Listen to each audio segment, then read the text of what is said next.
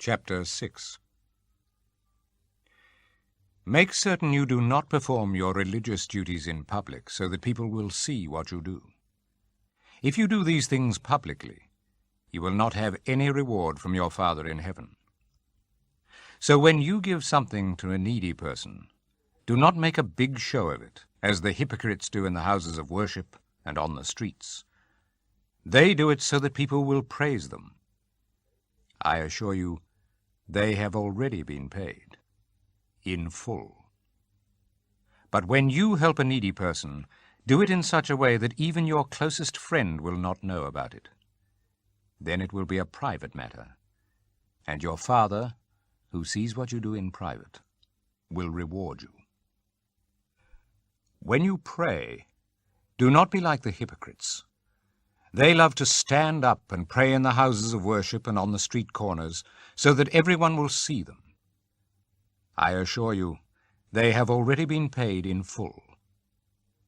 But when you pray, go to your room, close the door, and pray to your Father who is unseen. And your Father, who sees what you do in private, will reward you. When you pray, do not use a lot of meaningless words as the pagans do, who think that God will hear them because their prayers are long. Do not be like them. Your Father already knows what you need before you ask him.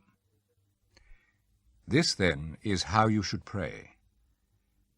Our Father in heaven, may your holy name be honored. May your kingdom come. May your will be done on earth as it is in heaven. Give us today the food we need.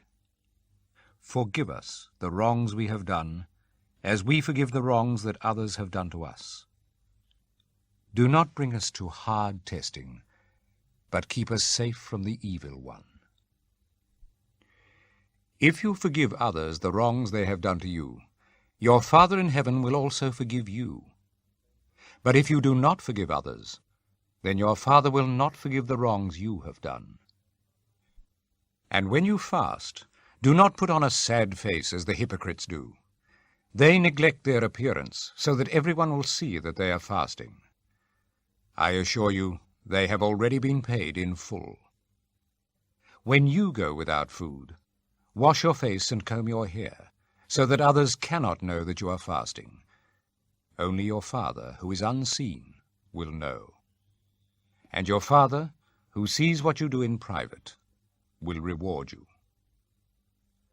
Do not store up riches for yourselves here on earth, where moths and rust destroy, and robbers break in and steal. Instead, store up riches for yourselves in heaven, where moths and rust cannot destroy, and robbers cannot break in and steal. For your heart will always be where your riches are. The eyes are like a lamp for the body. If your eyes are sound, your whole body will be full of light. But if your eyes are no good, your body will be in darkness. So if the light in you is darkness, how terribly dark it will be. No one can be a slave of two masters. He will hate one and love the other. He will be loyal to one and despise the other. You cannot serve both God and money.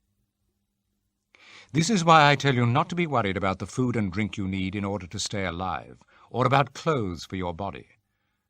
After all, isn't life worth more than food?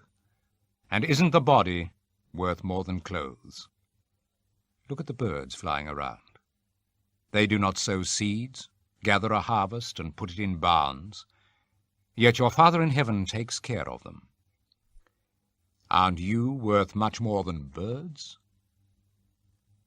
Can any of you live a bit longer by worrying about it? And why worry about clothes? Look how the wild flowers grow. They do not work or make clothes for themselves. But I tell you that not even King Solomon with all his wealth had clothes as beautiful as one of these flowers.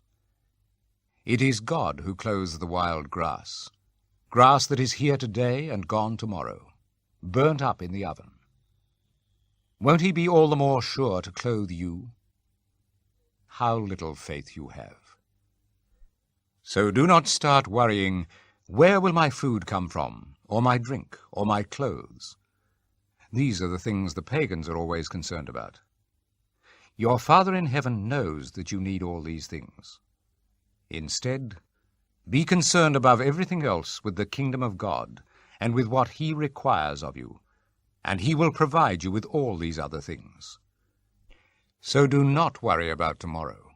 It will have enough worries of its own. There is no need to add to the troubles each day brings.